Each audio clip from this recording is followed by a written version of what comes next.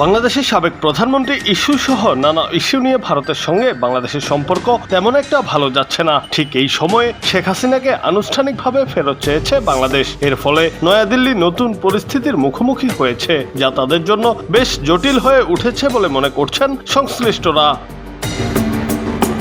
বিষয়টি শুধুমাত্র আইনি বাধ্যবাধকতাতেই সীমাবদ্ধ নয়, এটি আঞ্চলিক স্থিতিশীলতা এবং রাজনৈতিক কৌশলের ব্যাপার। বাংলাদেশের পক্ষ থেকে শেখ হাসিনাকে ফেরত চাওয়ার বিষয়টি দ্বিপক্ষীয় সম্পর্ক এবং ভারতের অভ্যন্তরীণ রাজনীতির ক্ষেত্রেও গুরুত্বপূর্ণ, যেখানে একটি ভুল সিদ্ধান্তে অনেক কিছু হতে পারে।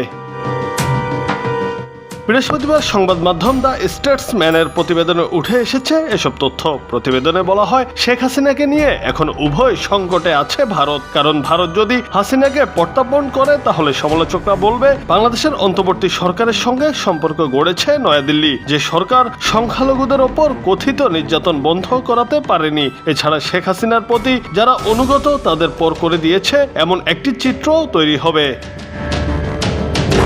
অপরদিকে মানবতা বিরোধী অপরাধে অভিযুক্ত শেখ হাসিনাকে যদি ভারত ফেরত না দেয়, তাহলে ঢাকার সঙ্গে সম্পর্ক আরও বেশি খারাপ হওয়ার ঝুঁকি তৈরি হবে, যার প্রভাব পড়তে পারে বাণিজ্য, সীমান্ত নিরাপত্তা এবং আঞ্চলিক সহযোগিতার ওপর।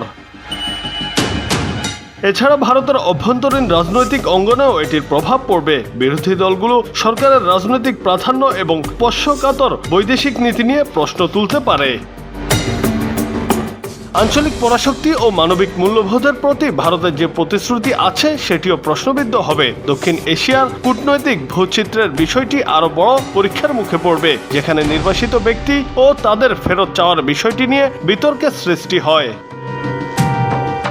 বাংলাদেশের ক্ষমতাচ্যুত প্রধানমন্ত্রী শেখ হাসিনাকে নিয়ে ভারত এবার কি সিদ্ধান্ত নেবে, সেটি ভবিষ্যতের জন্য একটি দৃষ্টান্ত হয়ে থাকবে। সামনে এই ধরনের পরিস্থিতির মুখে পড়লে দেশটি কি করতে পারে সেটি পরিষ্কার হবে।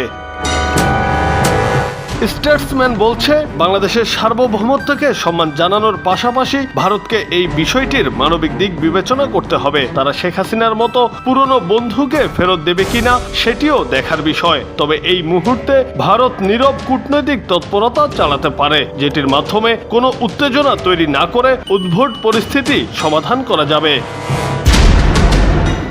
জুনায়েদ আহমেদ, বাংলা টিভি।